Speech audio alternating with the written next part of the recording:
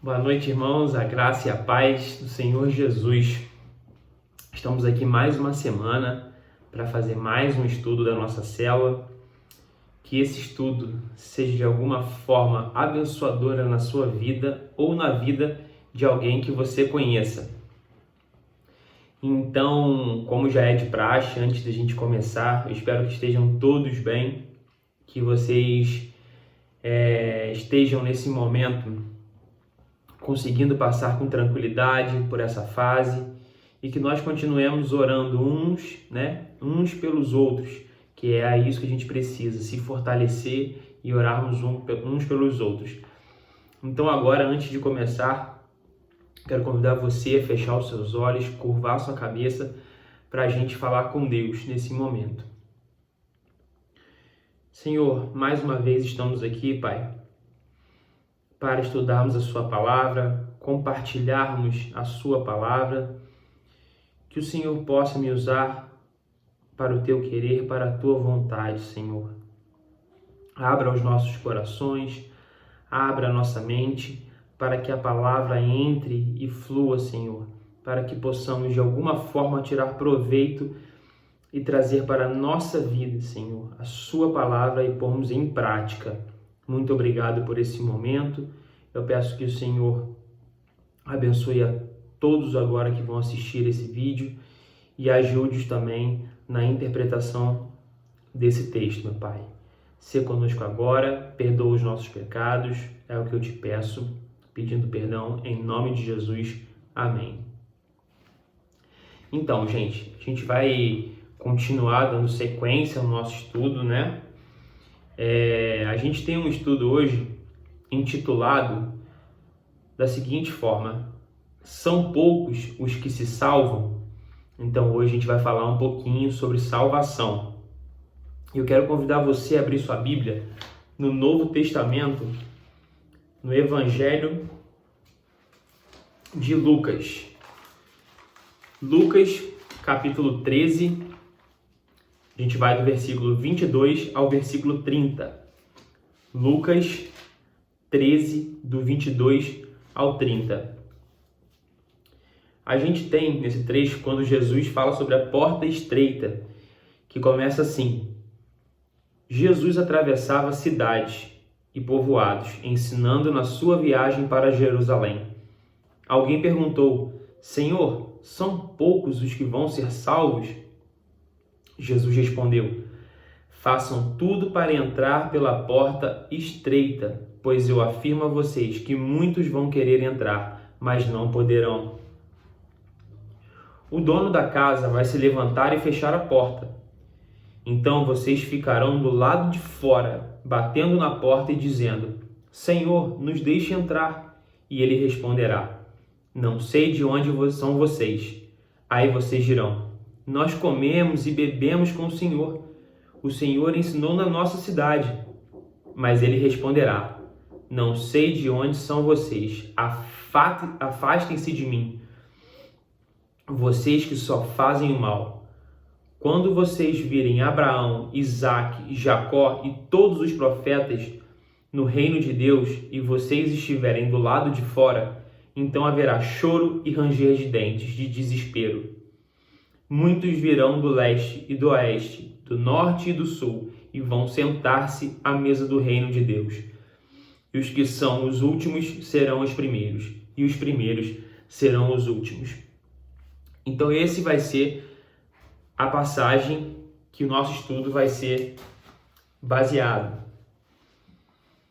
O texto foi motivado por uma pergunta: Senhor, são poucos que se salvam?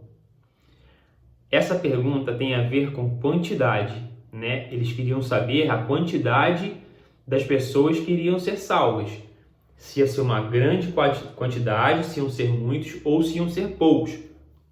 Mas Jesus responde com qualidade. Embora muitos os seguissem, mas os seguidores dedicados estavam diminuindo. Muitos já estavam desistindo de seguir a Cristo. Se a gente for lá no Evangelho de João, então vamos abrir um pouquinho mais para frente a Bíblia agora.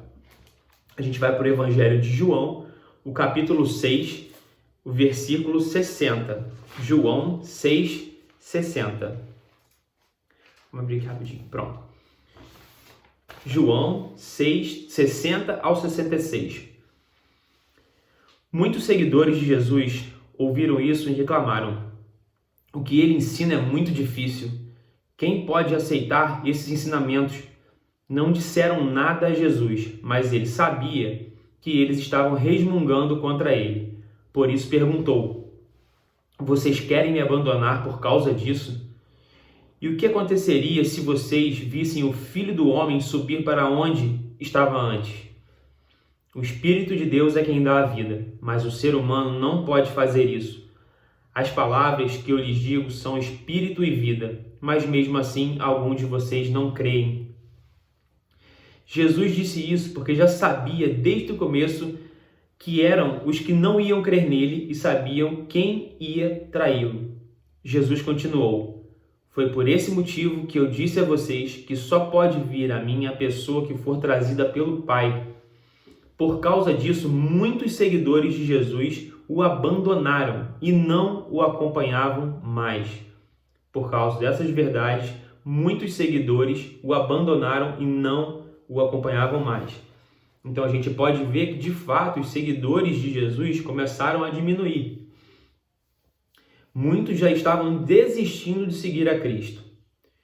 As mensagens de Jesus eram perturbadoras. Como assim perturbadoras, né? Por que disso? Por que elas traziam? Por que elas perturbavam? Primeiro, porque elas apontavam para a renúncia.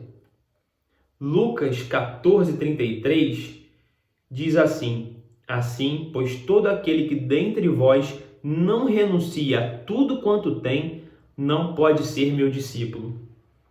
Quando Jesus diz aqui, renuncia a tudo quanto tem, por que isso? Porque a gente precisa renunciar certas coisas para ser seguidor de Cristo.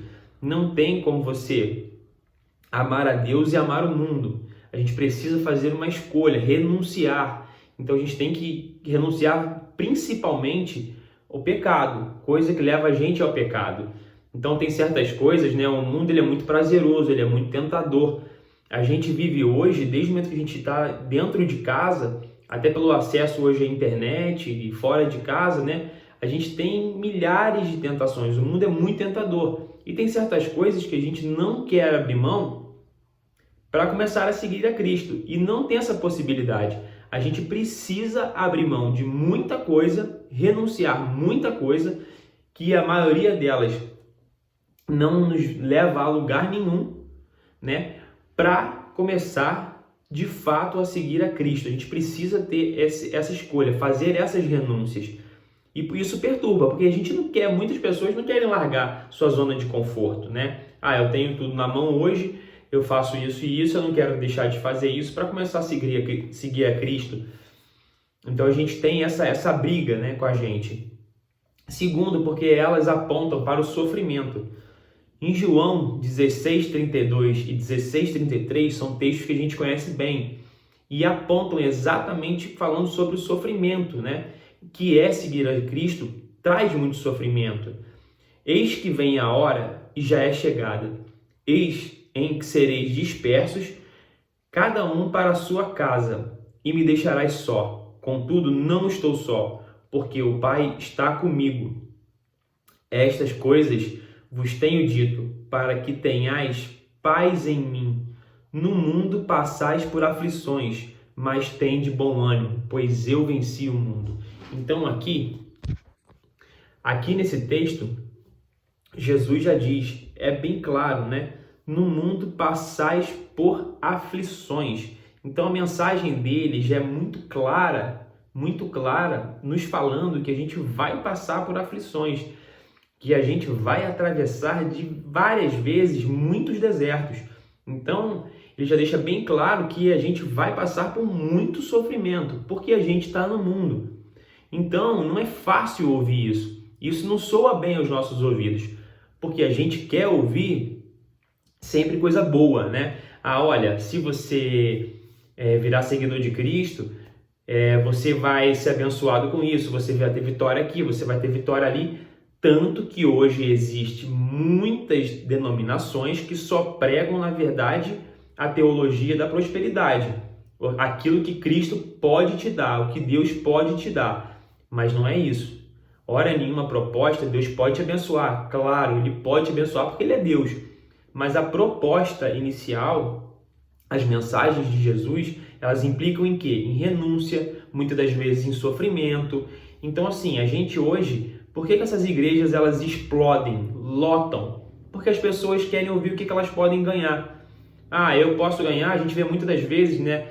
Lá, testemunho de quem não tinha nada e virou empresário, hoje tem iate, hoje tem mansão. Gente, não existe fórmula mágica.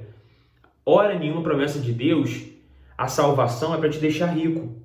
Sinto te informar e sinto muito se a sua intenção era essa, eu te decepcionar. Mas hora nenhuma Deus negocia salvação com dinheiro. Prosperidade é uma consequência que você pode ter na sua vida, legal, bacana, mas essa não é a promessa de Deus. A promessa de Deus é a vida eterna através da graça dele. Então a gente precisa ter isso em mente para já entrar, porque se é legal, às vezes você escuta uma pessoa e você vê um testemunho desse, de um cara que não tinha nada e hoje tem tudo, você fala, eu quero isso para minha vida, né? E aí você vai para uma igreja achando que sua vida vai se transformar, sua vida não se transforma naquilo que você viu, porque aquilo é mentira.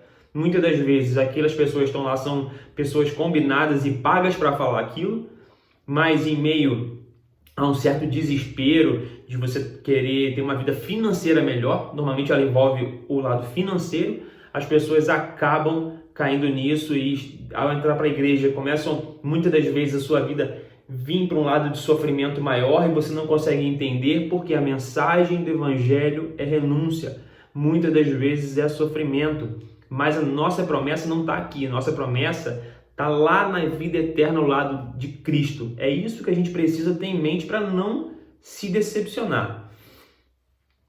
A gente vai entrar agora em alguns pontos, são 5 pontos. A gente vai falar um pouquinho sobre essa questão da eternidade, né, que eu acabei de falar agora.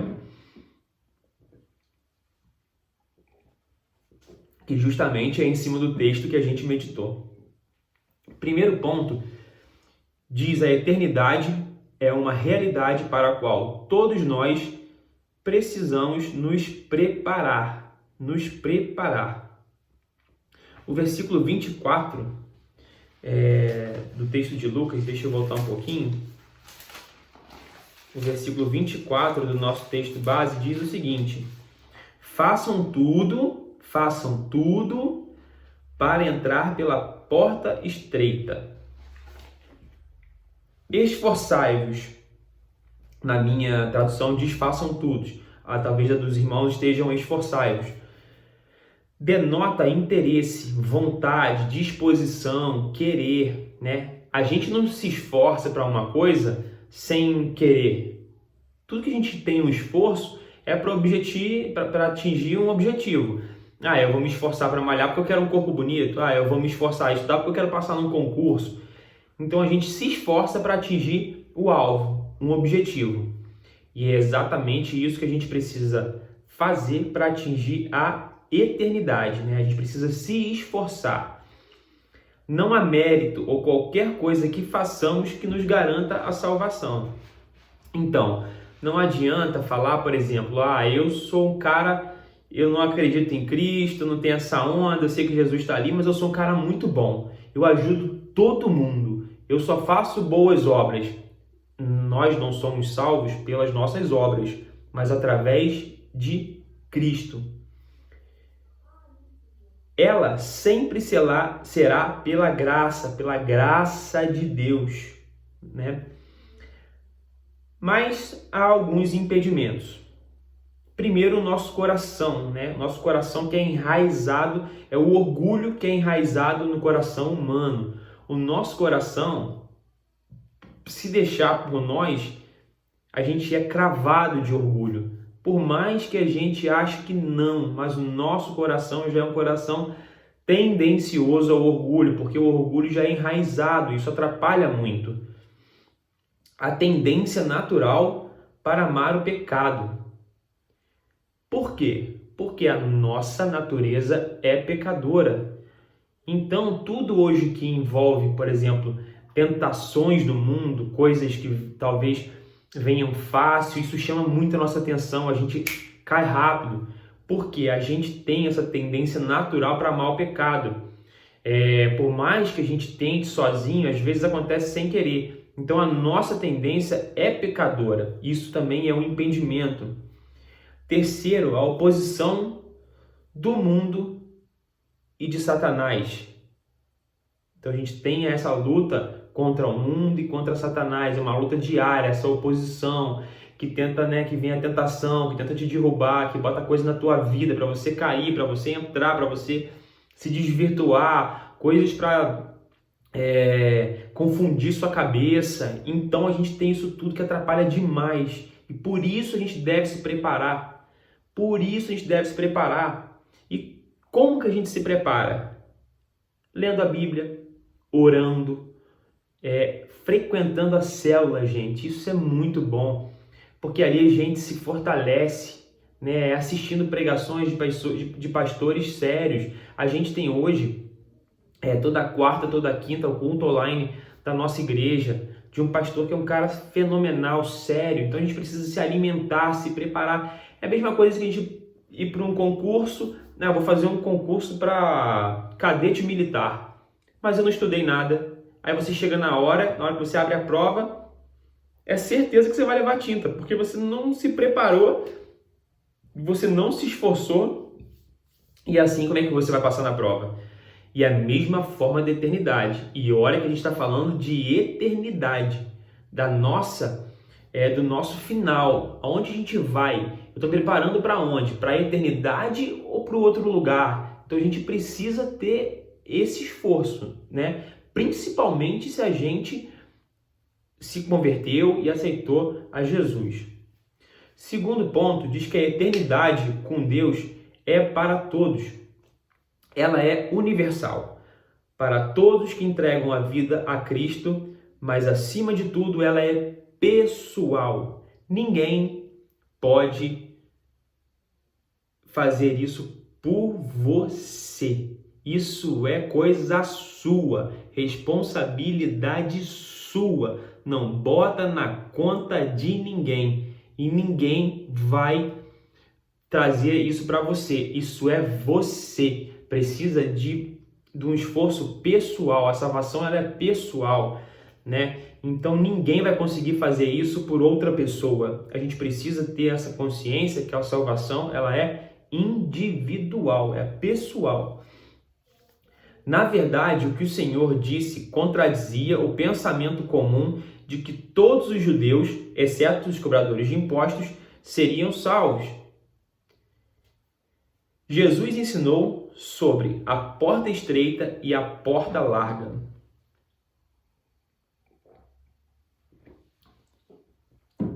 Tem a passagem sobre a porta estreita e a porta larga no livro de Mateus, no capítulo 7, o versículo 13 e o versículo 14 falam: Entrai pela porta estreita, larga é a porta e espaçoso o caminho que conduz para a perdição, e são muitos os que entram por ela. Porque estreita é a porta e apertado o caminho que conduz para a vida, e são poucos que acertam com ela. Exatamente, vamos botar nessa questão da salvação, Vamos parar aqui para pensar. Gente, se fosse fácil, não existiria porta estreita.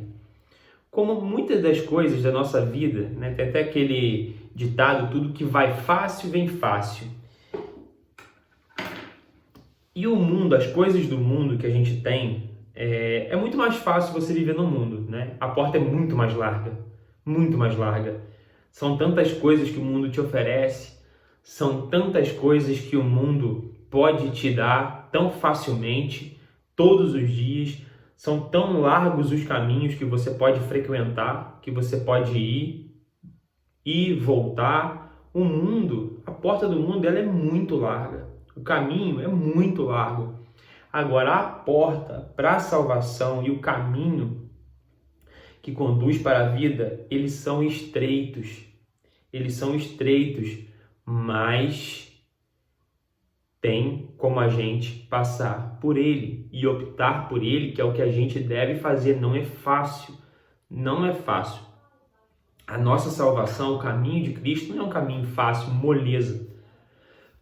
Muito pelo contrário, ele é estreito, mas ele nos leva à salvação. De que adianta você ter um caminho largo, você ter uma porta larga, tudo é fácil e o seu destino e o seu futuro não ser a eternidade? Para pensar se o que você faz aqui hoje, se o que é tão fácil para você hoje, vai valer a pena lá na frente. A gente precisa pensar muito isso. Porta estreita e porta larga. Cada um faz a sua escolha. Foi o que eu falei. Nós somos responsáveis pelas nossas escolhas. Não adianta a gente botar a culpa em ninguém. Às vezes você recebe um vídeo que fala que é uma pregação e você não quer escutar. Aí você recebe um show e você vê o show inteirinho. Porque é mais fácil a porta de você ver um show, o caminho de você ver um show, ele é muito mais agradável, muito mais fácil de você ver. Uma hora passa assim de show. Às vezes você vai ver uma pregação de 20, 30 minutos, aquilo vem arrastado, muitas das vezes você não chega ao final, você sequer acompanha o estudo que é dado, alguma coisa, porque é longo, o cara tá falando pra caramba, eu não quero ouvir falação. E aí você escolhe a porta larga, e aí é você que escolheu. Você teve a oportunidade de escolher a porta estreita e o caminho estreito, mas você optou de ir pelo largo. Então, a escolha é de cada um. Não adianta culpar ninguém. Cada um tem o livre-arbítrio de escolher para onde vai. Cabe a você se esforçar um pouco ou cabe a você, de fato, ir para uma porta larga, um caminho largo que vai te levar à perdição. Você precisa analisar o que você quer para a sua vida.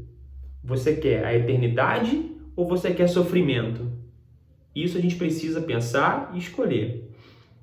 Terceiro ponto, diz que a decisão pela eternidade ela é limitada. O tempo de decisão para a eternidade ele é limitado, ele tem limite. Possibilidade de salvação tem prazo limitado.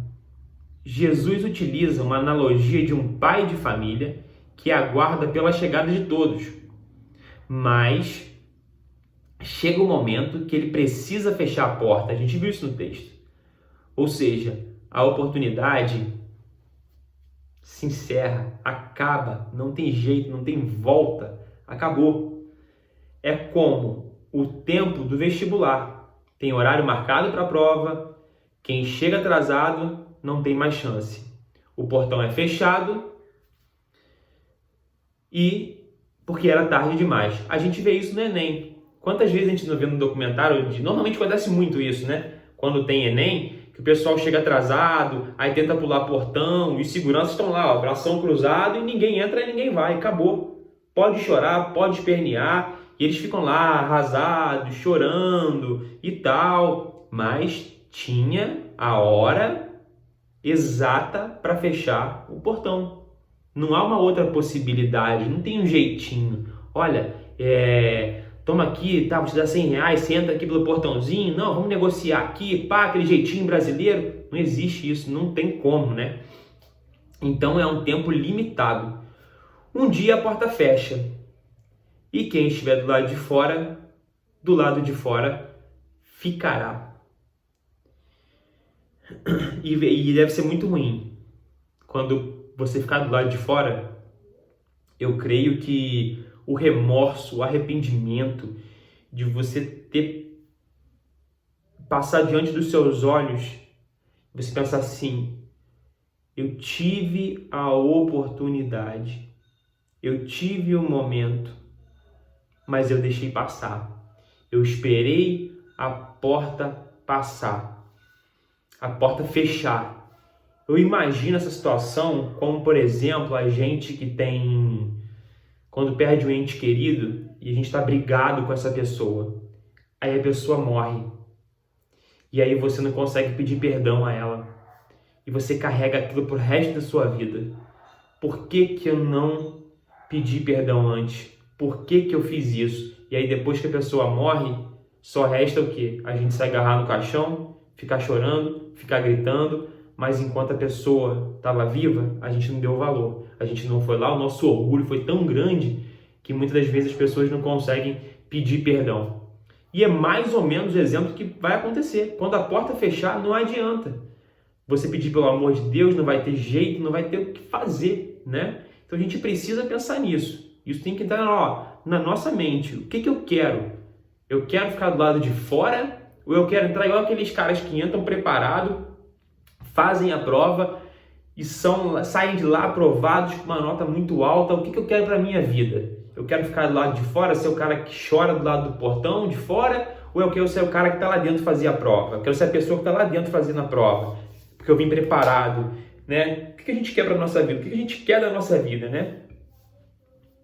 A questão é que podemos conhecer o momento do berço. A gente conhece quando a gente nasceu. Tem até um albinho bonitinho lá, né? Uma fotinha nossa. Eu nasci dia tal, hora tal, pesando tal. A gente sabe tudo do nosso nascimento. Agora, a gente tem um álbum, esse mesmo álbum que a gente tem bonitinho, cheio de fotinha nossa lá de bumbum de fora, tudo nenenzinho lá, gostosinho, todas as informações, né? Que com 1 ano eu tinha tanto, com 2 anos eu tinha tanto. Mas no final desse álbum, tem lá a página que diz, bom, e nesse dia tal eu vou morrer, nessa tal hora. Esse álbum informa isso?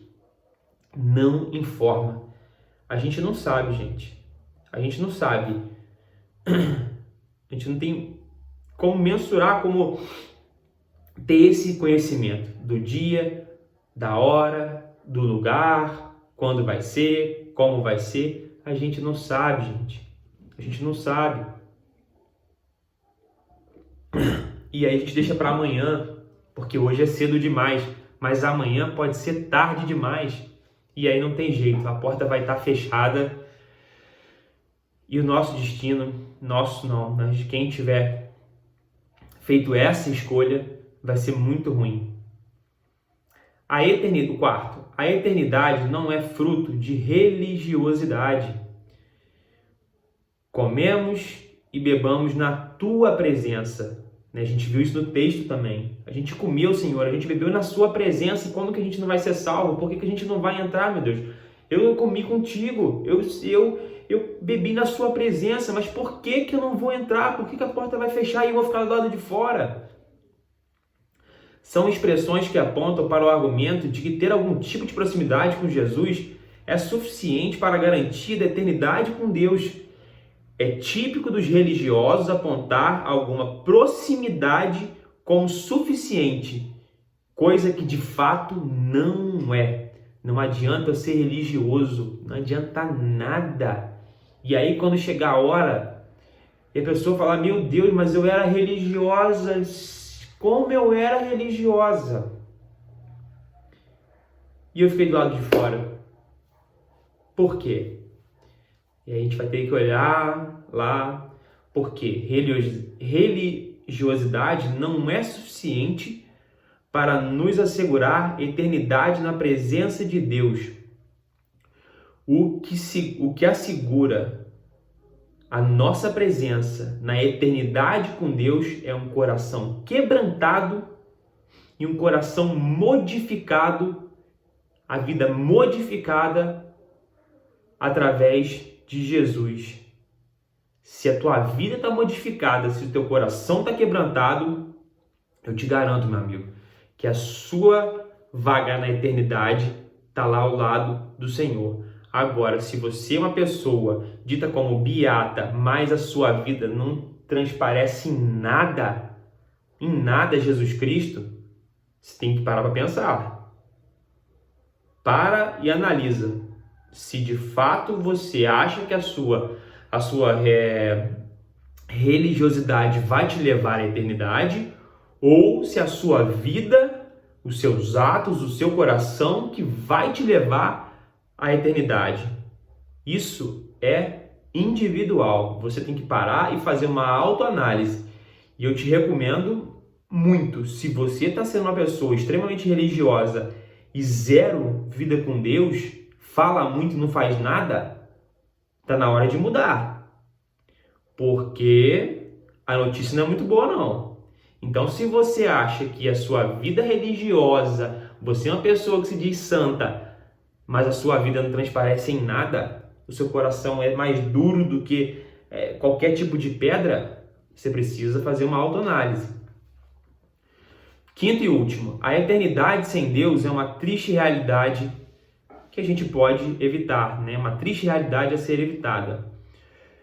Choro e ranger de dentes, expressões que denotam o tormento da eternidade longe de Deus.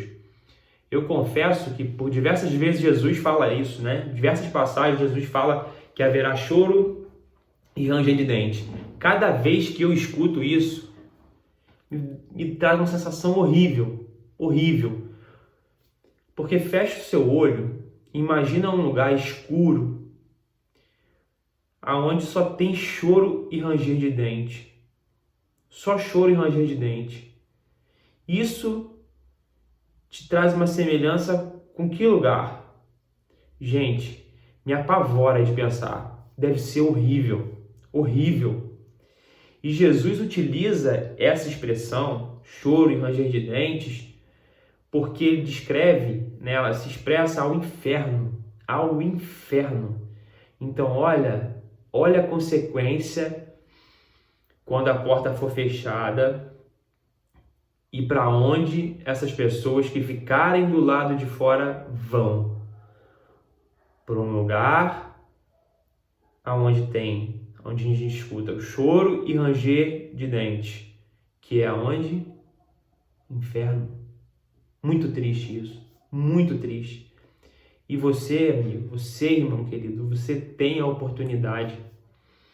Muitas das vezes, aquela pessoa que te ama, te convida para você abrir sua mente. Essa pessoa não está querendo que você se transforme em nada. Ela só quer que você abra a sua vida para Jesus. Deixa Jesus entrar antes que seja tarde demais. O mundo, ele é muito tentador. Os seus amigos do mundo são maravilhosos. São os caras mais legais. Mas na hora que você precisar deles, será que eles vão estar ao seu lado? Né? Mas só que na hora que você estiver sofrendo, na hora que você precisar, você tem um amigo que não te deixa hora nenhuma. Hora nenhuma, quando você está feliz, quando você está triste, quando você está preocupado, quando você está chateado. Jesus está contigo em todas as horas, em todos os lugares. E Ele te convida para você abrir a porta da sua casa para Ele entrar. E eu queria te encorajar a você fazer isso. Deixa Jesus entrar na sua vida. E muitas coisas mudarão. É um processo, eu sempre falo isso. Muitas pessoas desanimam porque acham que com 1, 2, 3 meses as coisas vão mudar. De fato vão. Muita coisa vai melhorar. Mas é um processo até você deixar... eu digo que você tem uma bagagem muito grande. A gente, quando se converte,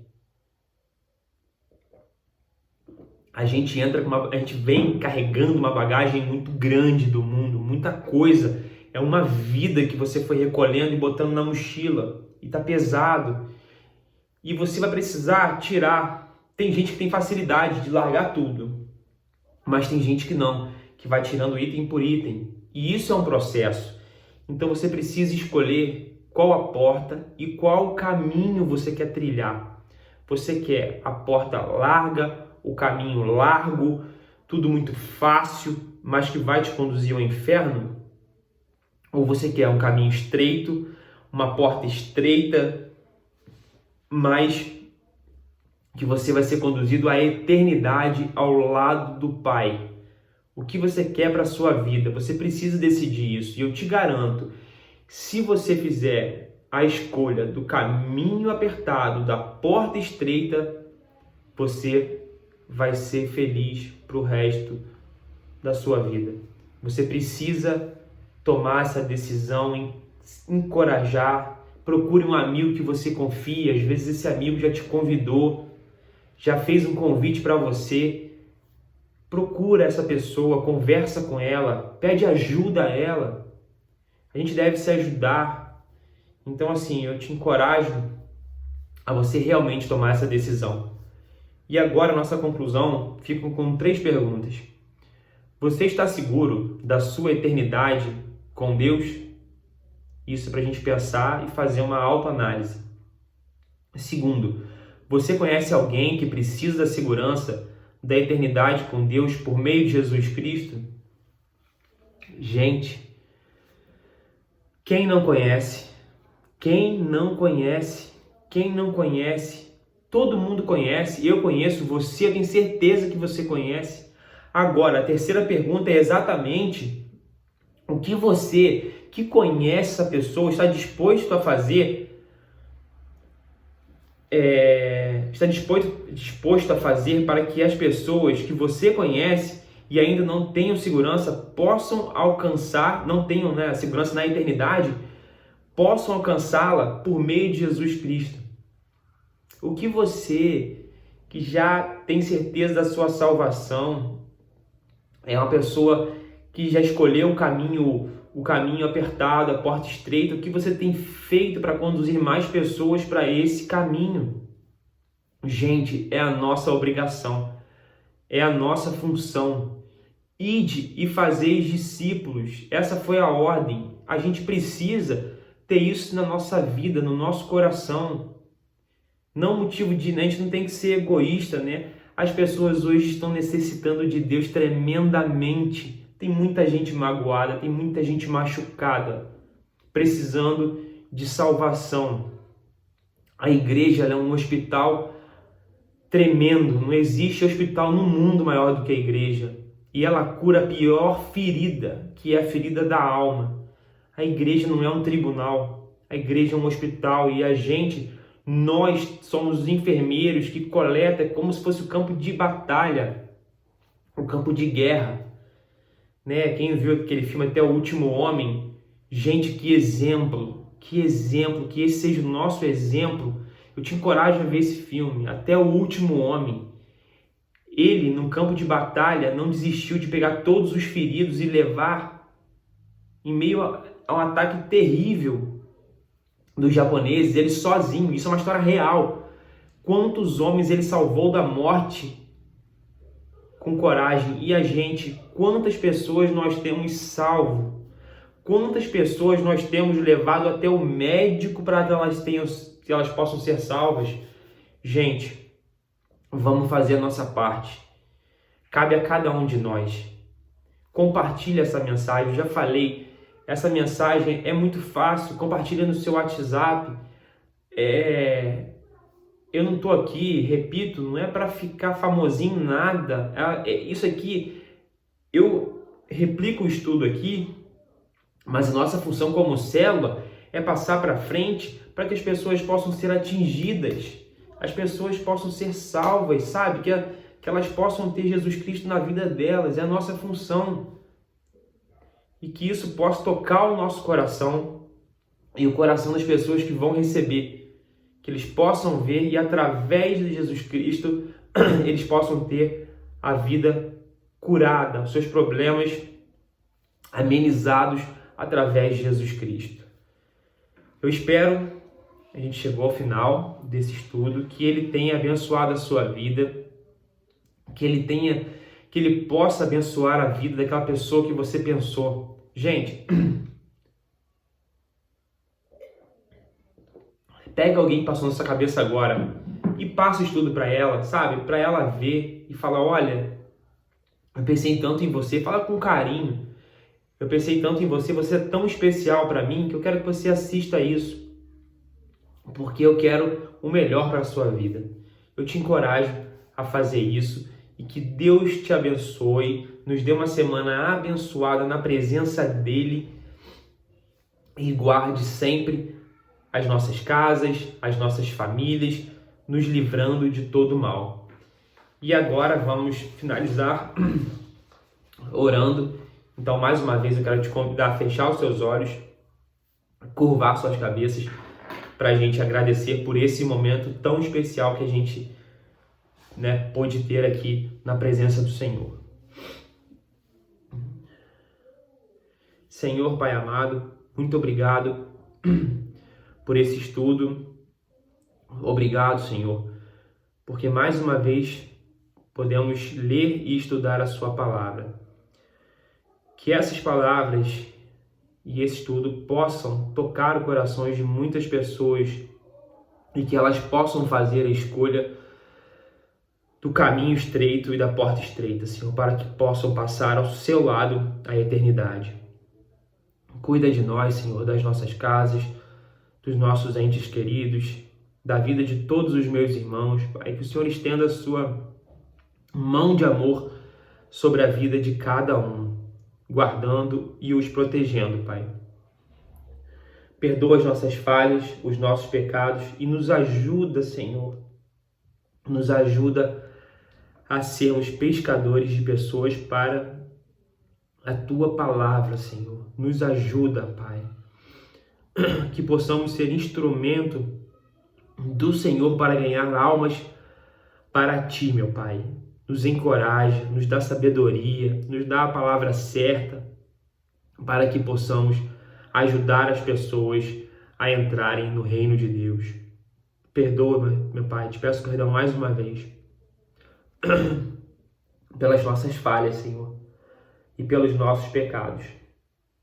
É o que eu te peço, em nome de Jesus. Amém.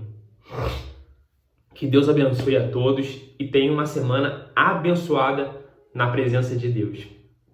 Então, até semana que vem, segunda-feira que vem, se Deus quiser, a gente vai estar junto aqui em nome de Jesus. Fiquem com Deus, Deus os abençoe.